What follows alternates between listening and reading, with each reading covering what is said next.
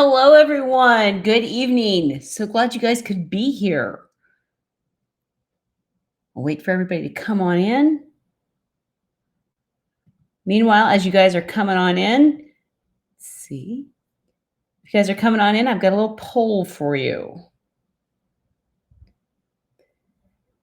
So something as you're coming on in, would love to see on our polls.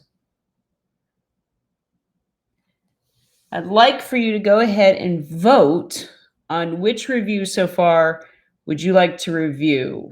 Like which one should I review first? We're going to be doing FRQs coming next round. So I'm just kind of getting a heads up on what you would like.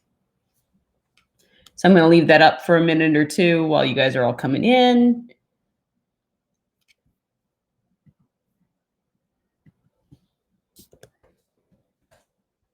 Reminder people in Discord that we're live. Those of you who are on replay, skip ahead a minute. We'll be with you in a second.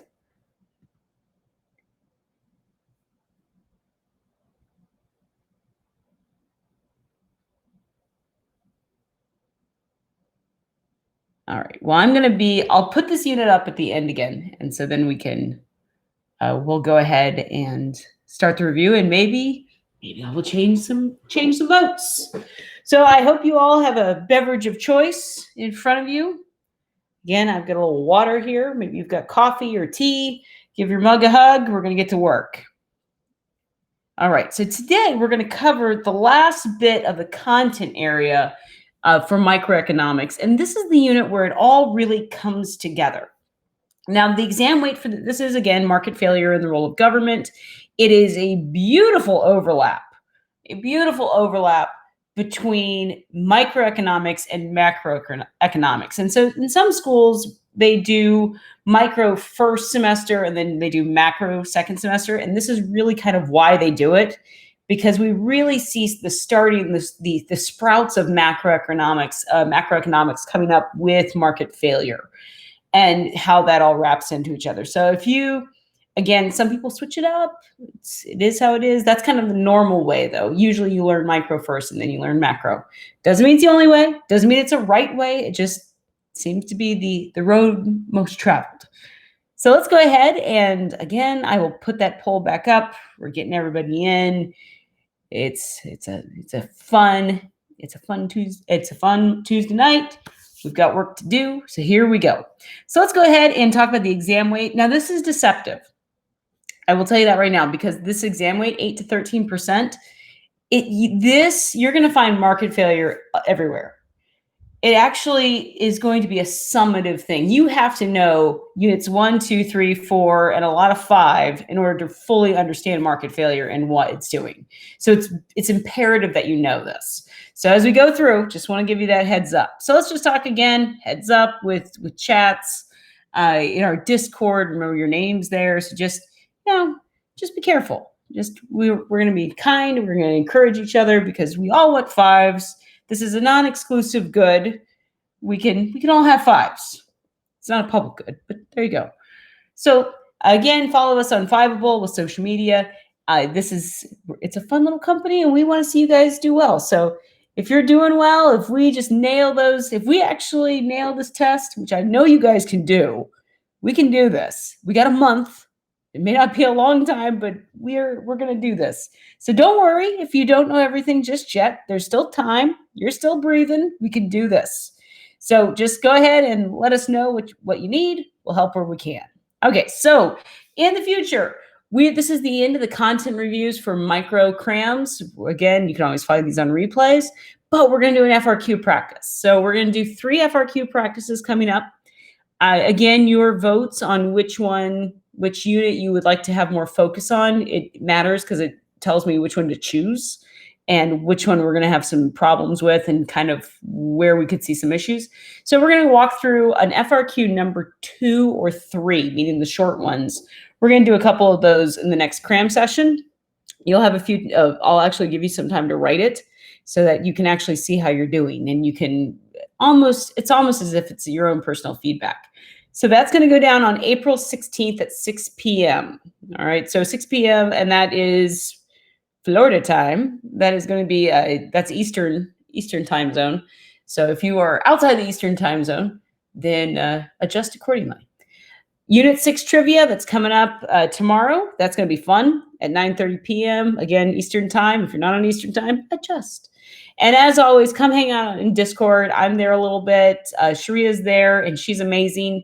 And oh my goodness, you can tell that we've got a micro exam coming because poor Sharia is getting to work, and she's doing a great job. So she's got pacing plans for you guys. It's pretty amazing. So say hi to Sharia and just, be nice to her, please. She's fantastic. All right, so tonight we're going to be looking at Unit 6 Content Review Practice, Content Review. We're going to practice where we can. I'm also using the Q&A feature on Vimeo, if you have not noticed that. So if you've got questions, go ahead and throw it into the Vimeo Q&A section. Happy to do that. Sharia, if you want to just throw in a few to just questions that are going to pop up, and that way people can vote on them. Sometimes people get shy and don't want to throw in their own questions. That's okay. We'll field them. As always, if you want to just throw a question into chat, happy to pick it up. Usually chat does a great job of jumping in for me. Usually I'm just there to clean up or amen you guys, because you're doing great. All right, and then at the very end, if there's time, more than likely we'll have time, we'll just do a cleanup Q&A, and especially for this section, because this section a little tricky. So if you've got paper by your desk, go ahead and grab it, or a whiteboard, or if you've got if you have one of those little Zen gardens, you can graph on that. It's okay. I am not picky. I am not AP when it comes to it. Just use blue and black pen, but you can grab it because we're going to graph a little bit tonight. All right, so we've got a Discord after party. If you want to hang out with Sharia, I'll be there I'll be there by writing. I won't be there by voice, but there is a voice chat going on afterwards. And join the micro party. Always fun. All right, so let's talk about Unit 6. Unit 6, again, where does government fit into this? Because we talked about how in taxes that government kind of takes a chunk, and macroeconomics is pretty much all government once we get into Unit 3 with fiscal policy. So macroeconomics, they really camp out on government and government's role in this. In micro, we're just going to touch on it a little bit. So in 6.1, we're going to establish what does it mean? What does this socially efficient and inefficient market outcomes mean? And the big thing you need to know is that in theory, and that's a big one, because there's a lot of people that are going to swear up and down, this is true, true, true. And I would agree with them in theory. In theory, a common pursuit of profit, meaning that everybody's acting in their own self-interest. Everyone wants the biggest bang for their buck. For example, my students are not going to work hard for the 105%. My students want a 99, because at my school, 99% is an A+. They want to work just hard enough, and I would imagine a lot of you are the same way, and that's okay because we're all working in our own self-interest, that we want to work just hard enough to get that 99. Because I don't need the A+. I don't need the 100. All the transcript says is an A+, so I want to just earn the A+, and I don't want to spend a minute more than that. I'm being efficient with my time. Well, pursuit of profit, it's going to provide the incentive for producers to supply consumer demands. So the idea is that if consumers are unencumbered by other things, if producers are unencumbered by regulations or by anything, that the market will self-adjust.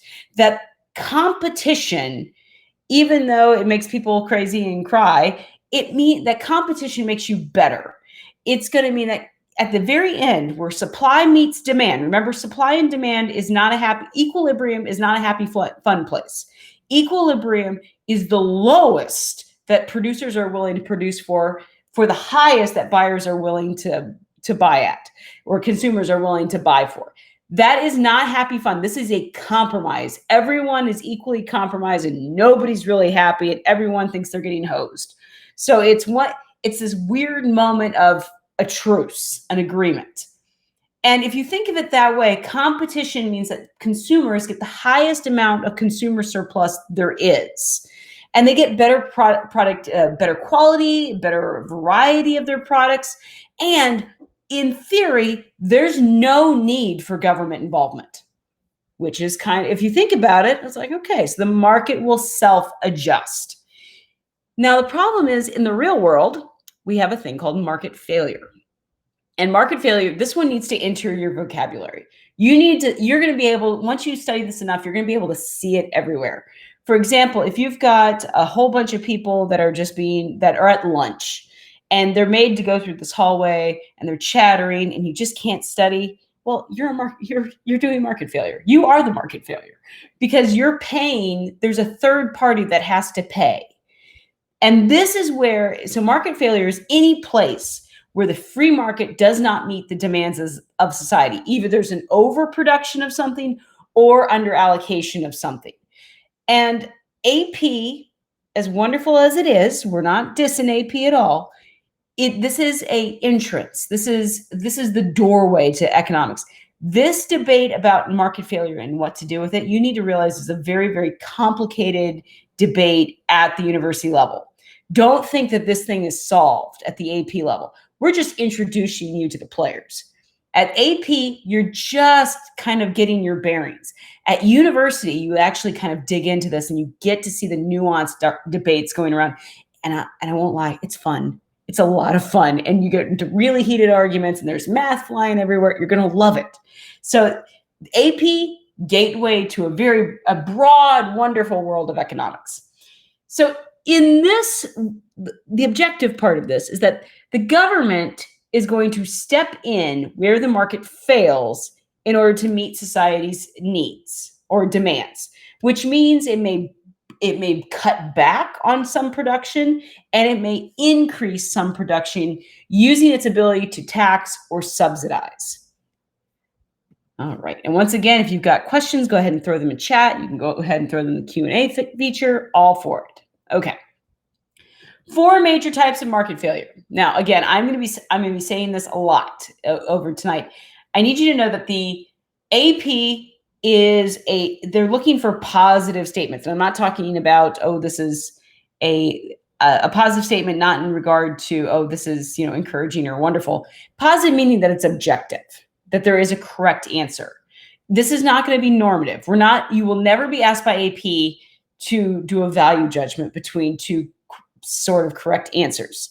You're going to be asked, is this right? Is this the correct identity? You're going to be asked a true, false type of question. You're going to be asked objective questions. So there's a lot of places here, which are wonderful table talk moments or lunchtime conversations or debates. A lot of time can be lost here. For AP, we're going to just focus in and get into the objectives. Okay, 4 types of market failures that you absolutely need to know. Externalities, public goods, imperfect competition, which Unit 4, we've got that on lock, all right, otherwise known as monopolies. And 4, the one that has really been a new addition, and they've kind of beefed it up in the past couple of years, unequal distribution of income. And so these are the 4 types of market failures. Again, you could debate whether or not they are market failure or even if market failure exists. But guess what? We're not going to do that for AP. We're going to save that for university, and you're going to have so much fun. Okay, so let's talk about market failure and just in terms of societal benefits and societal efficiency. Okay, so you guys remember MR or MC, MR equals MC, marginal revenue equaling marginal cost. We talked about marginal benefit and marginal cost, the relationship there. But now we're going to talk about big things that are sort of hard to define. And if they're sort of hard to define, you're going to be like, well, wait a minute, I thought this was a science. And it's a social science. So marginal social benefit. Sharia, excellent. So Sharia just noted in chat for those of you who are on replay. Sharia's got positive means like what is. When I say positive statement, I am not meaning a positive statement in a way of we're encouraging. It's not positive and negative. Positive means what is. It's objective. Normative, what should be. And she's got it right. We're going to be focusing AP Econ, not necessarily IB Econ or ACE or Cambridge. We're going to be focusing on positive statements or facts, objective facts. So I'm going to be highlighting sort of what's not going to be asked on the test. So when you're reviewing, now it's great stuff. when you're a voting citizen, you need to keep these things in mind. But when we're talking about the test itself, don't waste your time on it. All right, so let's talk about some definitions. Marginal social benefit, you're going to see this as MSB. This is the demand for goods or demand of a good and the usefulness to society. So we're talking about like transportation. Transportation, especially public transportation, is great. It helps people get to jobs without having to put an initial investment in a car. That it helps people move, especially lower income. So, but we would say the lower the cost of that benefit, the more it's going to be demanded. I'm using the example of water fountains. Water fountains, especially in a hot place like Florida, we would love to have more water fountains. People get a lot of demand from water fountains. The problem is that a water fountain is going to cost $50 no matter what. So the more, if we buy 10 water fountains at $50, well, it's going to cost us $500. All right. So we're going to have to pay, $515, or let's try that again, $650 to get as many, to get those 13 water fountains. That cost, that marginal social cost, that MSC is the cost of adding one more to the good to the society. So water fountains are good things, especially making sure people have access to clean water. That means the state doesn't have to pay for dysentery treatments, always good. Just say no to dysentery. So but for each water fountain we're going to add, it's going to cost us $50 more. There's not increasing cost. This is a perfectly elastic line, but where we want to get the socially optimal quantity of water fountains in this situation, where society's needs are going to meet the cost, is around 13 in this one. Now, I want you to think, why would we not do 5? Why would we not do 5 water fountains? Well, because society needs more. If we just do 5 water fountains, we're actually under allocating the amount of water fountains we could handle or we could have to meet society's needs. With only 5 water fountains, there are going to be some people thirsty. You're going to have some people that are complaining about it. Some people will have access, others don't. Now, what about 18? Well, 18 is great and all, but now our marginal social cost, the cost of providing 18 water fountains, far exceeds the benefit for our society. At 13, it's a balance. This is where MSC is going to meet MSB at 13 water fountains. Okay, now we'll move on. So let's go ahead and get into 6.2. And again, the reason I'm going by section is that when you're reviewing, you should have the course guide out and be able to go through these units and be like, okay, I get it. I get the idea of marginal social benefit. I get the idea of marginal social cost. Check. Now let's talk 6.2. Externalities. Now, externalities, again, this needs to come into your vocabulary because this is a fun one. Not really, especially negative, but it's a fun concept. An externality is going to be a third-person side effect, and it could be a cost or a benefit. It could be a good thing. It could be a bad thing. It's just the gap that's between what the free market's going to be willing to provide and what society actually demands. And the problem is that without the state getting involved, society is going to have too few or too much of a thing.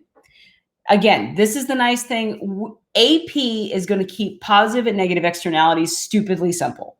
So we are going to not go university on you. We're not going to give you all the little nuances. I don't know why we're saying we. I'm not going to. So I'm not going to make it harder than it actually is than it's going to be on the AP exam. We're not going to live life in hard mode here. But this does get complicated at the university level, and again, you're going to have a lot of fun there. So let's start with a negative externality. So this means that there's a third party that's going to be paying the cost of a transaction between 2 other parties. So in this situation, you can see my poor drawing skills. 2 people are engaged in a transaction. We have the guy at the cigar store. He's got this guy at the cigar store and a person who wants a cigar. So the guy, he wants to enjoy a nice big Churchill cigar, so he pays the cost of the cigar to the cashier. So the cashier has the $10 check, and the other guy has a giant log hanging out of his mouth. He lights it, he gets the smoke going. But then there's a third party that's going to have to pay for the effects of this. This is the kid who's hanging out with his parent who's smoking, and this kid is going to have problems with asthma later on in life, that this kid is going to have to pay for asthma treatments in the future. Now, those asthma treatments weren't covered by the price of the cigar. When the exchange happens with the cigar, it was purely for the leaf, for the labor, the packaging. It only covered the price of the cigar. The negative externality is the payment that kid's going to have to make in the future for those asthma payments. There's another party that's having to pay it. Okay, so let's go ahead. So again, negative externality means the marginal private cost. You're like, wait a minute, I thought we were talking about marginal social cost. Oh, good catch. You have a marginal private cost that is split from the marginal social cost. And this is where we get into like AP only. AP is going to make this really simple for you. And I'm going to try to make this as simple as AP makes this for you, just so you don't get confused. So this is the basic idea of a negative externality. So in this situation, we have an MPC, a marginal private cost, and a marginal social benefit. Now, the marginal private cost is the guy who's actually producing the cigars. It's not the person that's going to enjoy it. The marginal social benefit is going to be the guy who's enjoying the cigars. Okay, so the society's enjoyment of cigars, meaning the people who are willing to pay it, at $10, the person who's producing the cigars is meaning the private cost that is going to meet with the demand. Now, at that demand, it's going to be, we're just putting some numbers out there. 100 cigars are going to be demanded at $10. It's still expensive. In fact, I think that's a pack of cigarettes in New York City is above $10 right now. So we're just going to put a cigar because frankly, it was a rectangle when I was drawing things. So cut me some slack. I teach econ, not art. So here's where the MSC is. So the marginal social cost, that asthma kid, and really it's a lot of the kids, we're going to add all those in. If we start thinking in terms of the additional cost, we have not had the cost of the asthma medications from this person's child 20 years from now. We're going to expand to include all the people that are affected by asthma. That means that for every cigar that's produced at $10, they are missing out on $990 worth of payment later on. Someone else is going to have to pay that cost. Someone else is bearing that cost. So there's a gap. The cost is split. There's a marginal private cost, somebody who's making money off the cigars, somebody who's actually paying for it, the producers of the cigars. And then there are costs that go beyond that are going to be borne by, or they're going to be they're going to be paid for by somebody else. So if this is this could be noise pollution. AP loves pollution in general. Pollution being that if you are paying for chemicals and there's a chemical plant, that the transaction between people who want the chemicals to benefit their businesses and people who are producing the chemicals, that the exchange does not cover the environmental damage, that there is a third party that is going to have to bear the cost. So the vertical gap between the original, let me see if I can go over here so you can see it. So the vertical gap between this original equilibrium and and where our sad person is, our marginal social cost, that is the gap. That's going to be the negative externality itself. Okay, so the negative externality is that gap between. It's the split. If we go back to just thinking in marginal, just in terms of supply and demand, whenever we put a demand 1 or a demand 2 and we say that the line is shifted, there's not a moment where there's two lines at one time. We're showing movement and passage of time. D1 does not exist if D2 is there. However, in market failure means two lines are existing at the same time. And negative externality means that social cost and private cost are both existing at the same time, and we really don't want that. It's split. And the marginal private cost is functioning as the supply curve. That's the big takeaway. Marginal private cost is the supply curve, but really, where do we want the supply curve? We want it at marginal social cost. We want the socially optimal level. So here's my little hint for you. Look at that gap between, if you look at the gap between marginal private cost and marginal social cost, you'll see it makes a triangle with the ideal where MSC meets MSB. Okay, it makes that little, it makes a triangle that points to the left. Keep an eye on that triangle because this is where AP gets kind of fun and simple. If the triangle is pointing to the left, it's going to be a negative externality.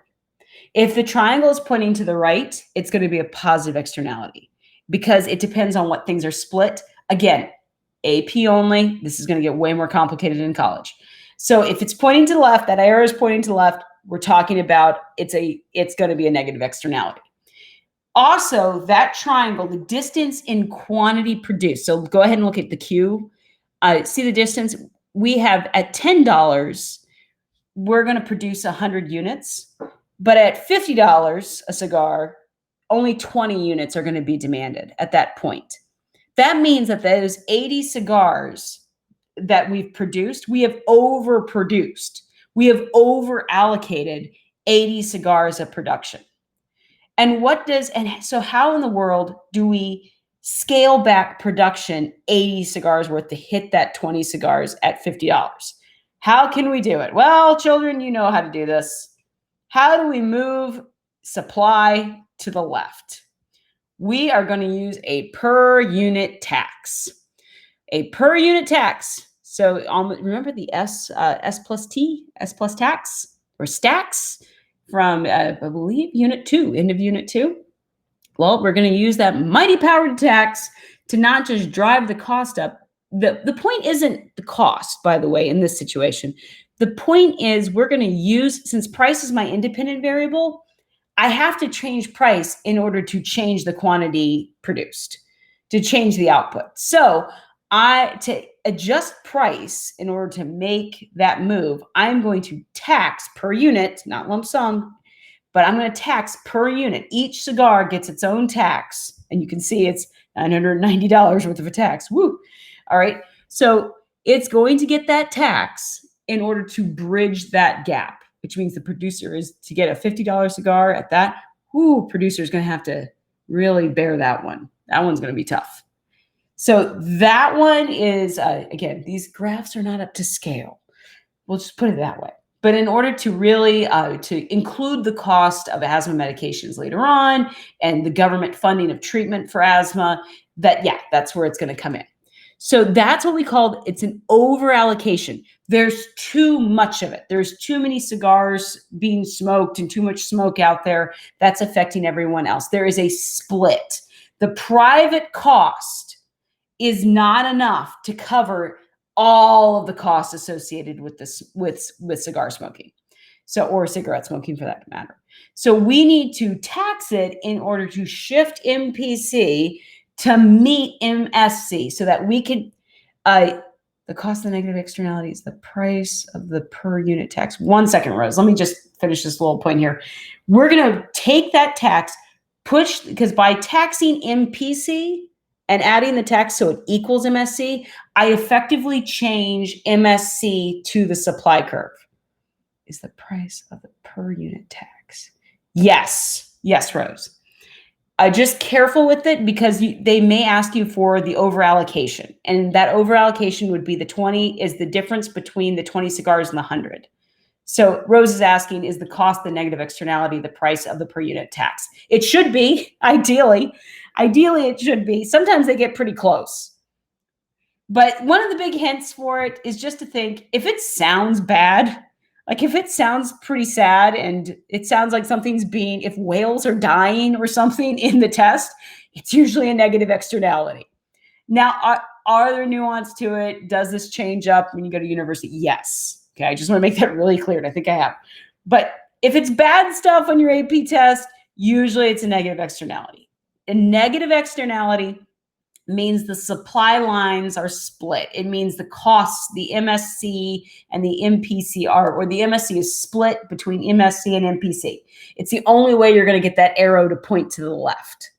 So the arrows confuse some kids, but just know that if you look at the difference between the two graphs, if you're messing with cost at all, it's probably a negative externality for AP, for the AP one.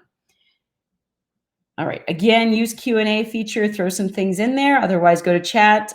For those of you who want to read, oh no, I just remembered. I'm so sorry. We forgot about captions. We will throw those on. Again, forgot. My apologies. There we go, and we're back into captions. Half hour in. Very sorry for the accessibility issue, but we're on. Hey, look at that. Okay, so let's go ahead. So 6.2. So those of you who are waiting for captions, my apologies, but you caught us on 6.2. You're just in time to go into positive externalities. All right, so let's talk about a positive externality. Now, this one tends to confuse some people. Positive externality means that there's a marginal private benefit that's split from the marginal social benefit.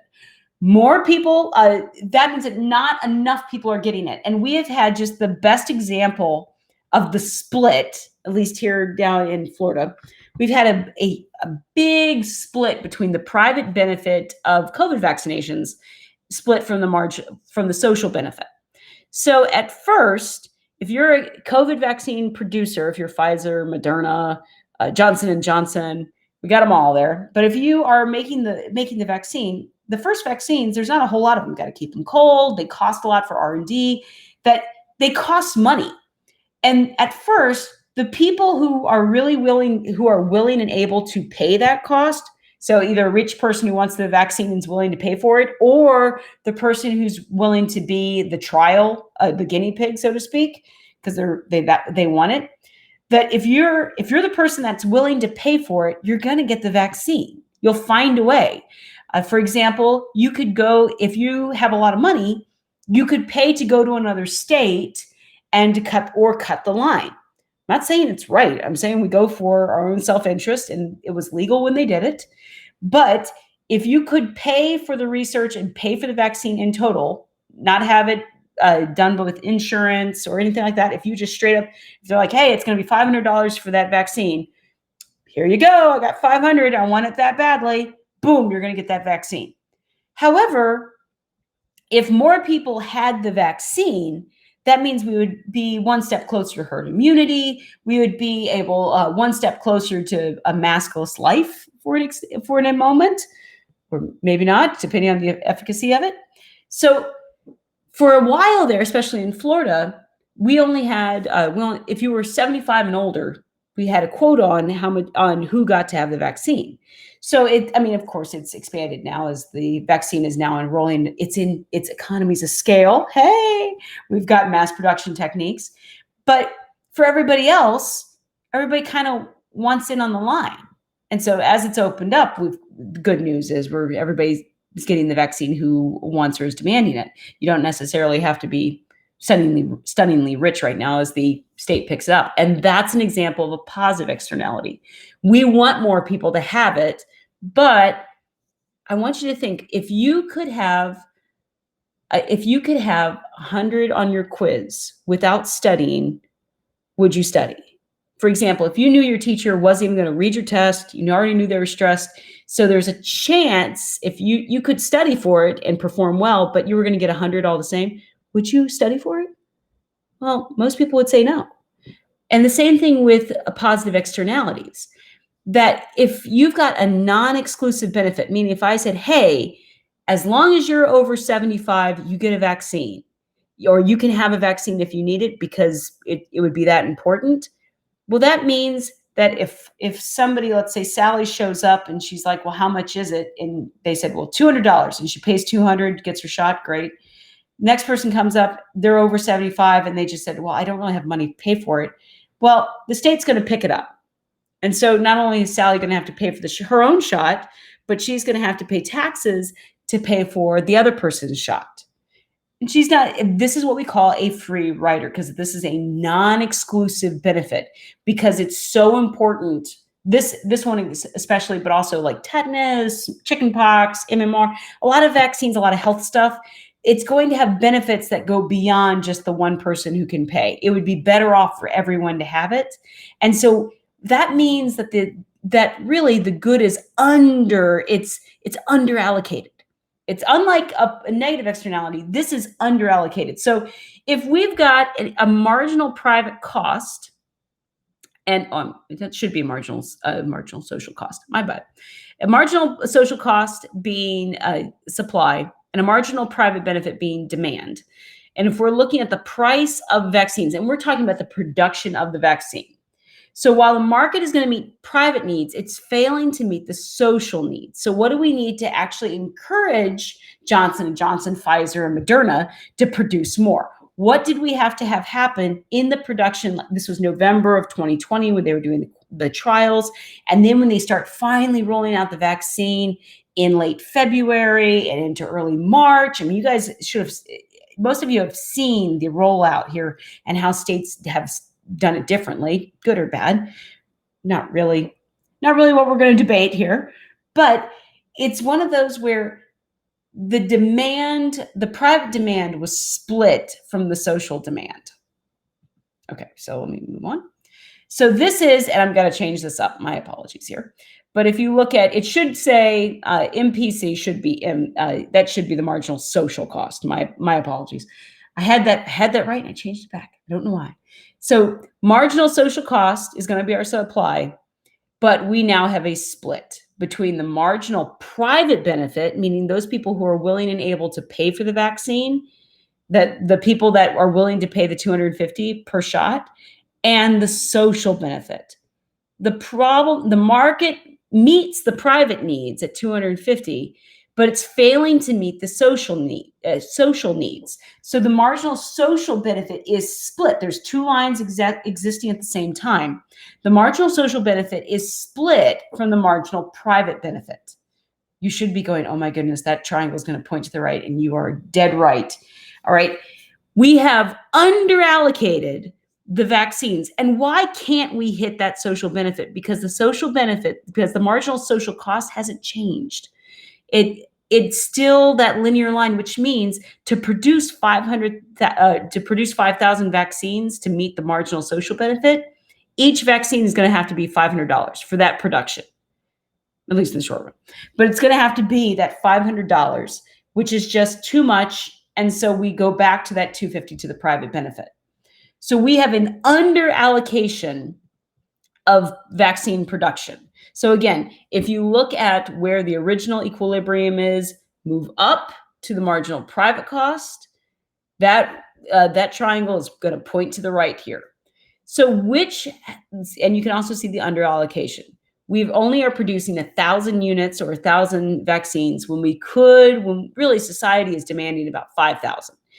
Even at 5,000, does everyone get it? And does that mean everyone is covered by this good? And notice there's still a big tail of MSB that's uncovered. You're still going to have people without, but there's a sweet spot. There's a marginal social cost where, yes, thank you so much, Sharia, MSC is going to equal MSB. Okay, and once again, you'll see next to the shot, just go ahead and squiggle that line. I'm going to do that when we clean it up for downloads. I'll make sure that's changed back to MSB or MSC. But you can see, yes, socially optimal. Yes, Rose. It is gone. Yes, it does. It does, Sharia. I was just, yeah, that's the deal. Yeah. So it should be, I'll be cleaning that up for Airtable so that we can, that should be MSC, not MPC up there. It was split before. And I unfortunately did not change it back. All right. So good stuff, usually a hint for the test. Good stuff are usually positive externalities, which means that the demand curve is going to be split. There's an MPB and an MSB. Now that difference between the equilibrium point between MPB and MSC, and if we just plant our flag from the equilibrium and meet the MSB, the distance between should be the subsidy. Just like that distance, that vertical distance, just like the tax, you think north and to the left. So if you think you drop your anchor at quantity and then plant your flag to see how much the tax should be. Well, in order for us to hit that MSC and equals MSB point, I need to have a subsidy that matches the distance, that goes the distance there. So remember, the subsidy is not going to be $500 because the subsidy, this means that it is going to be equally borne by consumer and producer. The subsidy is $500 altogether. It's not going to be that $500 per vaccine. The subsidy itself is that $500 that should be covered. It's that distance between the lines, the vertical distance between the lines. So the equal price at the very end is going to be $500. But think of it, if it's $500, how much does the consumer actually pay? That's where we're going into this. So it's that distance between the lines is your subsidy. And it's going to what it does is artificially it pushes MPB and squishes it to the right. It squishes it so that MSB equals MPB, and then it's almost like they hide behind each other. So your MPB becomes your MSB, and those two lines become one. And then we now have an MSC equaling MSB situation. But a subsidy will be able to clean up those lines or squish those lines. All right, 6.3, let's go into public and private goods. So first off, let's make a few definitions. You guys have seen this before, but public goods, that's just a public sector of the economy. That's just the play. You'll be talking a lot about this in macro if you haven't already. Public sector is controlled by the government. These are just businesses or sectors of the economy that's controlled by the government. Private sector, this is where individuals and corporations and businesses, that's where they're going to do their own businesses. They're going to be running their own little shops and productions. So you have government, like a public school is going to be run by municipal government and school boards, whereas like a private school is going to be run by a board of trustees, or they've got their own things. Public has to abide by the same rules. It has to abide by rules of the state and government mandates. Private schools, it depends on the state, but not so much. So this is where we're going to return to that free rider problem. Like the vaccine example, some goods don't have the profit incentive for it to meet the MSB. For example, if you got streetlights, we know that streetlights mean that less crime happens. Not that any crime happens, but less crime happens. Or fixing potholes. Would you pay for that streetlight or those potholes if anyone benefited from it and they didn't have to pay? Well, you'd be like, well, I don't want to pay. I don't want to. For example, if you see that people are buying, if you see your teacher's like, hey, 10 cents for a pencil, and so you pay the 10 cents. And then all of a sudden your neighbor's like, hey, I need a pencil. And the teacher just gives them a pencil. You're like, hey, I don't want to pay 10 cents either. So those are what we call a free rider. And there's a free rider problem. Because if you have a free rider, nobody wants to pay. Nobody wants to pay at all. Remember, we want the biggest bang for our buck. I don't want the 100% on my quiz. I want the A+, which means I want the 99. And I just want to study to get the 99. So again, we're motivated by profit, we're motivated by profit maximization, and we're motivated by self-interest, which means that if there's a free ride, if there's an ability for someone to be a free rider, they're going to want to be a free rider, which means nobody wants to pay. So who has to pay? So if nobody wants to pay, then the pothole is going to be there no matter if people like it or not. So if no one wants to pay, we're going to have free riders. So there's two things that the government can do to handle the free rider problem, because free riders means that we're missing out on profit. And if there's no profit to be made, no one's going to produce it. So it'll be chronically underproduced. So government can either punish the free riders, or they can provide the service to everybody using tax dollars. So most of the time, you don't want to punish somebody. I'm not going to punish somebody for skipping the line for a COVID vax. All right, I'm going to instead be like, okay, well, how can we get so everybody does it? All right, so those tax goods produced from tax dollars are called public goods. All right, so again, they're produced by the public sector. We talked about private sector here. Public goods have to have two characteristics, and this pops up every year on multiple choice, every year. So you got to know it. So public goods have to have two characteristics. They got to be non-exclusionary, which means everyone gets to benefit from the good regardless of payment. All right, meaning this is like public education. All right, everybody gets the opportunity to go to school regardless of whether or not you can pay your taxes or not. You're going to school. All right, and it also means non-rival, or what's called shared consumption. That means that one person having the good doesn't necessarily decrease it for somebody else. For example, if I decide that listening to the national anthem or listening to the latest Drake song is a public good and everyone should have it, well, I believe that Drake's songs are going to help out the world and bring the world peace. All right. I'm going to make it so that everybody can listen to Drake. It's not exclusionary. There's not like little phone booths where you get to at least listen to Drake's new album. No. And it's got to be non-rival. That means that me listening to Drake means that doesn't mean that you can't listen to Drake. I got to find ways to either everybody gets to share the good at the same time, or it may be asynchronous. For example, like a park or a playground, public playground, that just because one kid's using the slide doesn't mean another kid can't use a slide. This is going to be a non-rival. I'm not kicking somebody out. So this was one of the debates, by the way, for my APUSH kids. This was one of the debates during segregation. Was this non-rival? Yes. Yeah. Well, we'll talk about AP scores and the FRQs. Technically, yes. Sure. All right. Again, AP is only going to ask you objective questions. They're not going to ask you for opinions or debatable questions. That's an IB or Cambridge or ACE classes. We're not doing any of those. AP, straight up, just know that a public good is non-exclusionary, non-rival. Some people will say shared consumption. Just know that means non-rivaled. All right. 6.4, we're getting close. So we've talked about this one before, so I'm not going to necessarily just kind of camp on what it is, but monopolies are another form of market failure because they are always underproducing at higher prices. They always have deadweight loss because they are the price makers.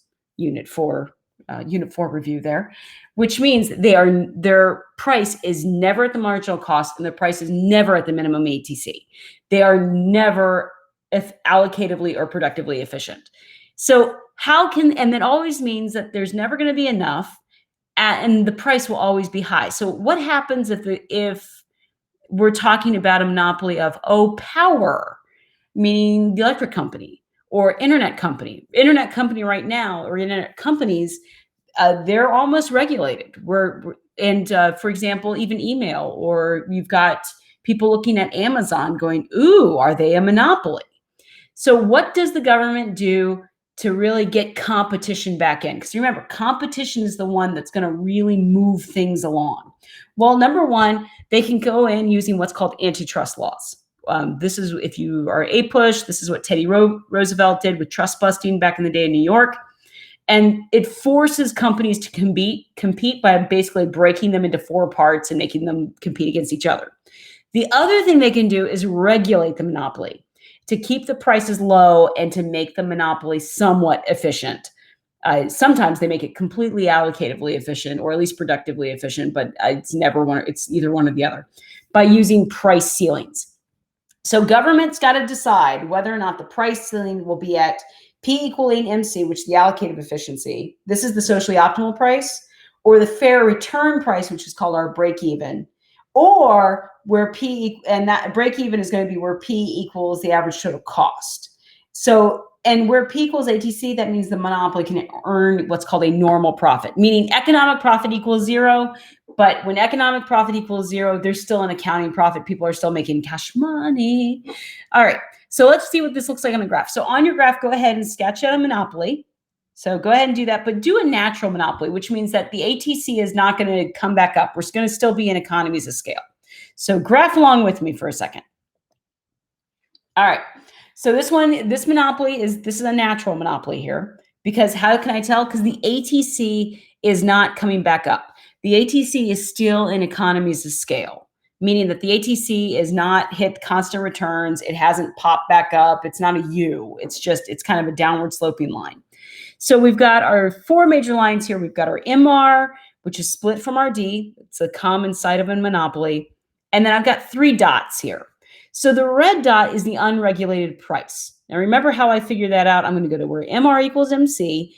I'm going to drop my anchor down. That's the quantity that's produced as a monopoly. But then I'm going to plant my flag and go up to the demand curve, because monopoly is not going to undercharge here. We are making a profit, people. So red dot is where the price would be and the quantity produced if we're at an unregulated price of MR equaling MC. That's the first one. The thing is, that means it's always going to be underproduced and the price will always be higher than equilibrium, and there's always going to be deadweight loss. Nobody likes deadweight loss. Now, the purple dot, that's going to be my fair return price or a break-even price. That's where the price is going to equal where ATC meets the demand curve. Okay, so you can kind of see where average total cost crosses over or intersects with the demand curve. Boom, that's what I want. All right, that's my fair return price. That price means that I'm paying the cost, the economic cost. So my economic profit equals zero, which means my power company CEO is still going to be lining his wallet or her wallet, that they're still making profit. However, there are some goods where I'm willing to subsidize the company, the monopoly, so that I can get a socially optimal price where P equals the marginal cost. Okay. So where P equals marginal cost, that's a socially optimal price. That's that blue dot down there. It's a Fiveable blue dot. It's going to need see how it's less than ATC? It means that the total revenue, if I just left it total revenue, would be less than the total cost, and that would be dumb business. So in order to meet that the ATC at the blue dot level or at the blue dot quantity, the government's going to have to subsidize. It's going to have to make up the gap. So wherever the distance between PSO or that PSO or that P equals MC, between that and the ATC vertically, that's going to be your subsidy. So the good news about the socially optimal price, though, is that there is no deadweight loss. There's nothing left over. This is a clean cupboard. This means that we are producing at a place where society needs it. Okay. Now, 6.5. This one is a little tricky, so stick with me here. And there's a little bit that Mr. Clifford misses in some of his videos, and then I'm going to kind of cover it's on the test, but since he doesn't cover it all in his videos, and since you guys usually use his videos, it's great, but there's a few things he misses in this one that they may have added this year. I don't know, but we're going to make sure that you guys know it. All right. So one thing that we know about is that just because US, I'm going to use US as an example here, but I could use China, I could use Korea because same thing's happening. Any of those countries, we know that there's the very wealthy and there's the very not wealthy. There are the haves and the have-nots. That just because the median income for the American household in 2019 was $68,000, that doesn't mean that every family is earning $68,703. Not every family is making that. Some families are making way less than that. Some families are barely pulling above 20,000. Other families have way more than that. The Bezos family, for example, or the Musk family have way more than that. They get to fly their own rockets. So, but the thing is, why? Why is it that total income is not equally distributed between all Americans? Now, again, AP's not going to ask you about the should. They're not going to ask you, should it be distributed? They're just saying it isn't. And we're gonna visually show this inequality by using what's called the Lorenz curve. Now, the Lorenz curve, you're gonna use your Gator graph here, and actually this is gonna be a full-on square because we're gonna split the square. We are looking at the percent of income versus the percent of population. So we're working in percents here. Lorenz curve is going to divide the population into 5 equal groups called quintiles. All right. We've got the poorest percentage and the richest percentage. If you've ever heard like Occupy Wall Street protests that happened 10 years ago, or even now you hear like 1% protests, like we are the 99%, meaning that 1% owns most of the wealth. We're talking about the Lorenz curve. Now you know it's an economic thing, and now you're able to explain that to somebody who's viciously protesting something else, and you're going to bore them with econ. And that's okay. You'll have a 5 on your test at least and not have to pay for it in college. So the idea is that there is a split. There is an ideal or perfect equality with distribution, meaning that that 60% of the population should have around 60% of the wealth that's available in this country or in a country. So the Lorenz curve is going to look at the Lorenz curve is going to look at the difference between inequality. It's going to first measure the ideal distribution, and then it measures the actual distribution. So with the Lorenz curve, now this is not accurate. This is close actually, but not accurate completely. But notice what's happening. So the 20% of the population is earning about 3% of the wealth. 40% of the population, which includes the 20, gets about 10% of the wealth. 60% of the population, that hits the 20. And 45% of the wealth is going to be had by 80%, which means everything else goes to this top percentage. So I want you to see the gap between the Lorenz curve, this red curve, and the ideal, okay? It sort of looks like a banana, all right? So the banana one is what we, on the test, do we need, okay, so Rose is asking, do we get the percent of income numbers on the test, or do we need to memorize that? You really don't need to memorize it, Rose. Rose, what you need to memorize is that it's, yes, if you need to use them, they are definitely going to be given to you. More than likely, I'm going to show you what they're going to usually give you, which is the Gini coefficient. So I'm just telling you in theory what you need is the gap between the ideal and the Lorenz curve, the part that looks like a banana. That is what we call the Gini coefficient. All right. The fatter the banana, yes, they do. They do, Sharia. They don't want to make anyone mad during the test. Everyone's mad that it's 8 a.m. and they're taking a test anyway. Actually, no, you guys are going to be fine. So if you think the fatter the banana, the more inequality in the distribution of income. Skinnier the banana, the closer to the ideal we are. Fatter the banana, the more the haves have and the have-nots have not. How we measure how fat the banana is using a statistical measurement called the Gini coefficient. Real easy, and I'm going to break this down. It looks way more complicated than it actually is. All right, so if you talk about the area of the banana, see how this could become really complicated? All right, the area of the banana, which they'll usually give you, that's at area A. And then you have everywhere else to the left of the banana is area B. So Gini coefficient, we're going to take area A and divide it by area A plus area B. Done. All right. And this is AP math, which means that if you're paper-based, you're not going to be able to use a calculator, which means they know that, and they're trying to test your economic knowledge, not your math knowledge. So the numbers are going to be fairly simple. My hunch and my guess is for digital, where you are going to be using a calculator, these might be a little trickier if they make you do that. All right.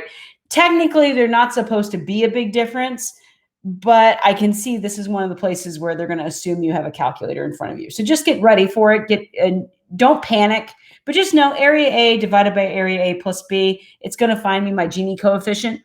If the coefficient is high, so if the number turns out to be a pretty high number, you got yourself a fat banana, which means big inequality. If the coefficient's low, it's closer to the ideal population. If you got skinny banana, that means skinny banana means we're closer to ideal. Fat banana, you've got problems. That the haves or have-nots. There's haves, there's have-nots, and there's not a whole lot in between. All right. So that's the big idea with it, that part of inequality. Oops, come back. So Gini coefficient, again, is going to measure that inequality part. Government can shrink the banana, meaning that it can move, that it can make the area A less by shifting transfer payment by using transfer payments from taxes usually, or from deficit spending. This is where macro kind of mixes in a little bit. But we can use transfer payments. For example, Social Security. If you're on single income or if you're on fixed income with Social Security, you're on the lower section of the population. You've moved quintiles more than likely. So if we don't want it, so what do? We're going to tax somebody who's making a lot of, yes, it is, but we're going to tax somebody who's making a lot of money and transfer that money over to grandma who's living off of Social Security. So grandma does not need to knit hats in order to earn her Social Security check. Grandma will sue if that happens, and grandma should. So grandma's not going to have to earn that money. It's transferred into her account. So for those of you in macro, that's unit 2, like how to calculate GDP. So that's where, no, well, I take that back, Rose. Yes, you do.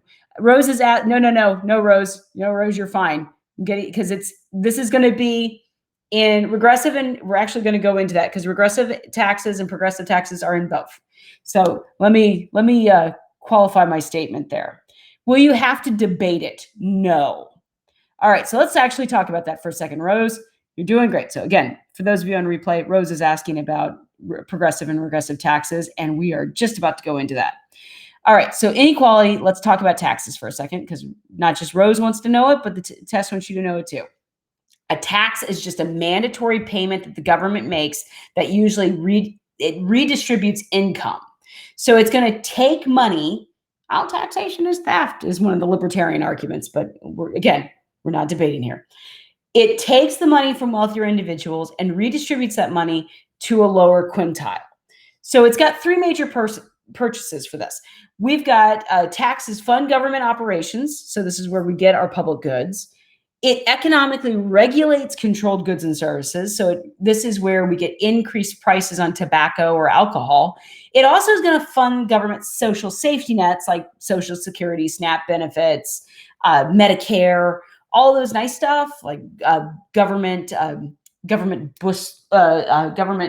book buses that they send into neighborhoods. All that's going to be funded by taxes.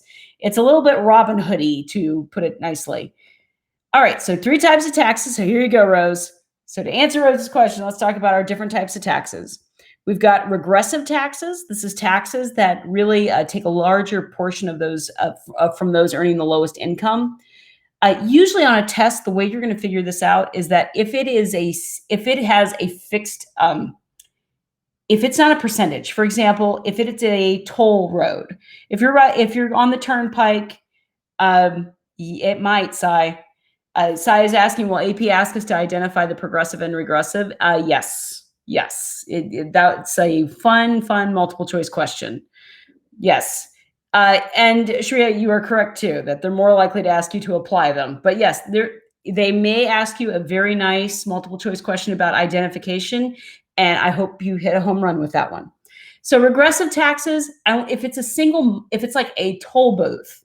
So if it's a toll on a road, it's $1. That $1 is going to be, it's a smaller proportion for somebody with a wealthier income than somebody from a lower income. So for example, if I'm making billions of dollars, no one cares about the $1 on the toll road. Whereas somebody who's making maybe $15 or maybe barely $15 an hour, they fought for 15 and they're barely making that $1. Well, all of a sudden, that's a really large portion of their income compared to somebody making billions. So that's what we call a regressive tax. Usually regressive taxes aren't intended to tax the poor. No one wakes up going, hey, you know what we need? Taxes on the poor people. No, these are unintended consequences that now you're aware of because you're studying economics and you're able to look at that toll and go, I'm not going to do it because that's a regressive tax. Then we have proportional taxes. This is usually going to be expressed in a percent. We call these kind of flat taxes. This is a tax that's the same portion of income or percentage of income for all individuals. For example, for a long time ago, 1996, that was one of the big things. Like, do you want a 10% tax for everybody? Everybody's got to pay 10%. Nobody's going to like it because no one wants to pay 10% of everything because that means you don't have your little loopholes and everything else. So proportional tax, think percentages. It's going to be equal in terms of sacrifice, but not necessarily in terms of money. Progressive taxes, now this is the U.S. income tax structure. A progressive tax is tax that focuses on taking larger portions from higher income individuals. Our tax system is such that if you make under, I think it's 21,000 this year, if you make under 21,000, that the government, I believe you just have to file, don't take my word on this, I'm not a CPA, but I believe you just have to file, but you don't necessarily have to pay a tax. Like you actually get a little bit of a refund if you have had withholdings. However, as soon as you start earning more than that, the government's going to take a percentage of it. So by the time that you earn over $500,000, you're paying about 37% of your income in taxes. You lose 35% or 37% of that $500,000 to the government, that they're going to take that. And the idea is that we want to slow this down. Macro has another reason why they do this, but for micro, you just need to kind of know the taxes. Again, AP is never going to ask you which of these is best, but you may have to identify them. All right, last part. So source of inequality, and this is the part where if you're watching Mr. Clifford's videos, he kind of misses a little bit of this. I think he's actually adding to this section. This is the very last section, so nobody's good on the end part, including myself. So we're going to do the best we can. So when it comes to sources of inequality, again, they're never going to ask you to debate. They're just asking you, like, what are the big sources? So income comes from different kind of factors of production. So if you think factors of production, land, labor, capital, entrepreneurship, they're being compensated for their marginal product, which is going to directly impact the size of the Gini coefficient, the size of the banana, okay? So how much do those factors of production get compensated? For example, is there a difference in the income of Elon Musk, who's owning SpaceX, versus that engineer who's on SN11's platform welding? All right, or the welder on that. Sorry, not the engineer, but maybe it's a very desperate engineer who's going to weld too. But there's a big pay gap between the two, even though the marginal product may be similar.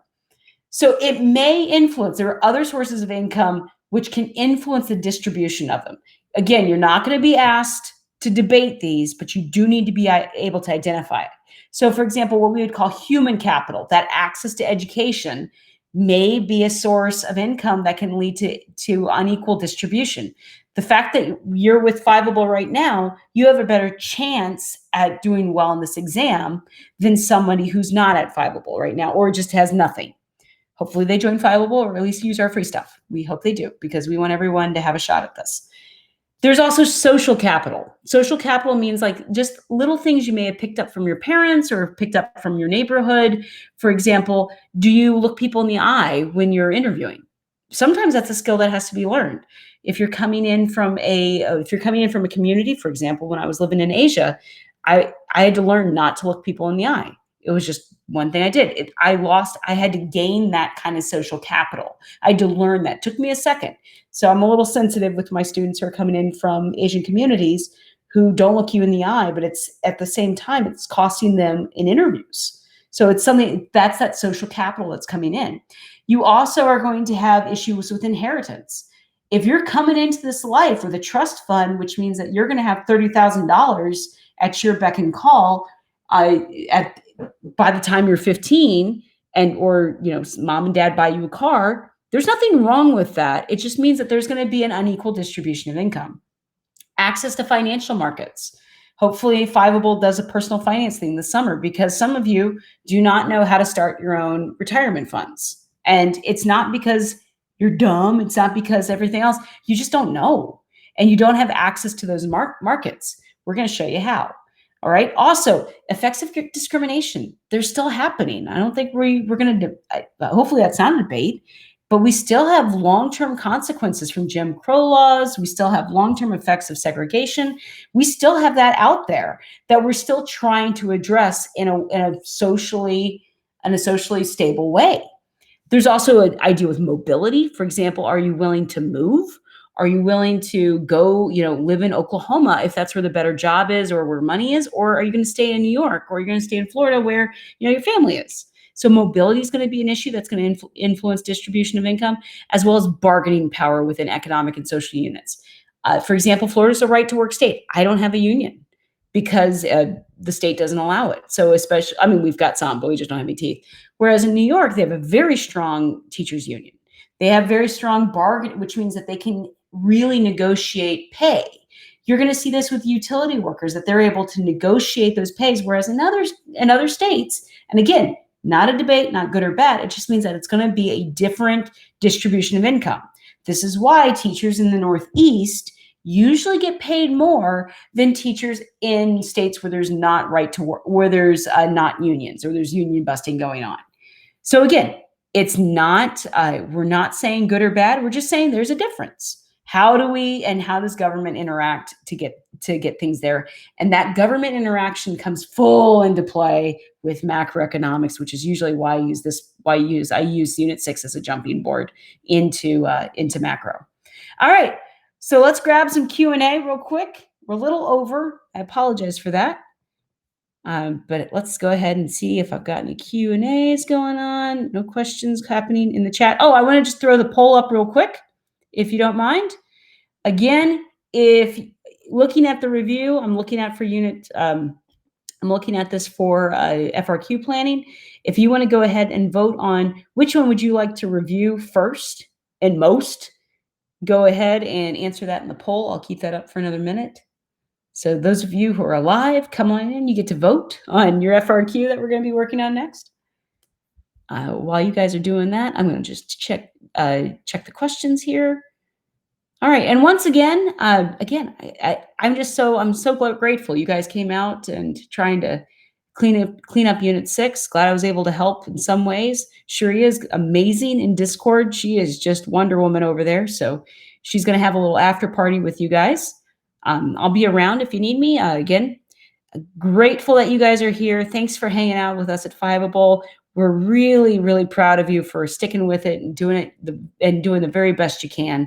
And just stick with this. You're going to get this. You're going to make it, and you're going to be great at this. So just give yourself some grace, cut yourself some slack, get into those pacing guides that Sharia is setting up for some of you in Discord. If she has not set up a personal guide for you yet, she probably will. Just checking on Discord with her, and she's doing great with that one. So again, we're hanging out there. I will see you guys next week when we go into our FRQ practice. Have a wonderful week. Have a restful weekend, and I will see you guys later. Thank you so much, and have a great night.